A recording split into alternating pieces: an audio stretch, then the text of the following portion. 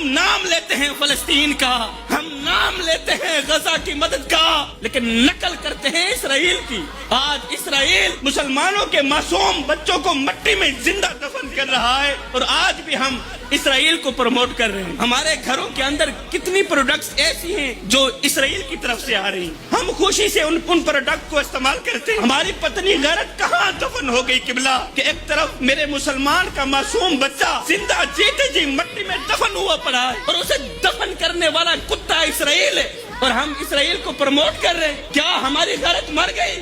جوانوں خدارا خود کو پہچانو کہ تم کون ہو۔ فلسطین تمہارا دشمن نہیں، وہ تمہارا بھائی ہے۔ غزہ تمہارا دشمن نہیں، تمہارا دشمن اسرائیل ہے۔ غزہ تو تمہارا بھائی ہے، ہمارا خونی رشتہ ہے غزہ والوں کے ساتھ۔ غزہ کے مسلمان تباہ ہو گئے، برباد ہو گئے، اور ہم غفلت کی نیند سوئے ہوئے، ہم موبائلوں میں مصروف ہیں۔ اور نوجوانوں، اے میرے پاکستان کے حکمرانوں، تمہارے جیتے جی تمہارا مسلمان بھائی زندہ تڑپتا رہا، اور ان کے بچے، معصوم بچے تمہارے آگے ننھے ننھے ہاتھ جوڑ کر روتے رہے، فریادیں کرتے رہے، مدد مانگتے رہے، تم لوگ خاموش رہے۔ اور نادانو، کبھی سوچا ہے کہ اگر تمہاری اسی خاموشی کے دوران موت کا فرشتہ آ بھی گیا، بتاؤ تو صحیح، مرنے کے بعد مدینے والے کو کیا منہ دکھاؤ گے؟ کون سا چہرہ لے کر جاؤ گے؟ کون سی شکل لے کر جاؤ گے؟ بس میرے بھائیوں، آخر میں یہ کہتا ہوا میں بھی رخصت ہو رہا ہوں، میرے بھائی جب بھی مرنا مصطفیٰ سے وفا کر کے مرنا،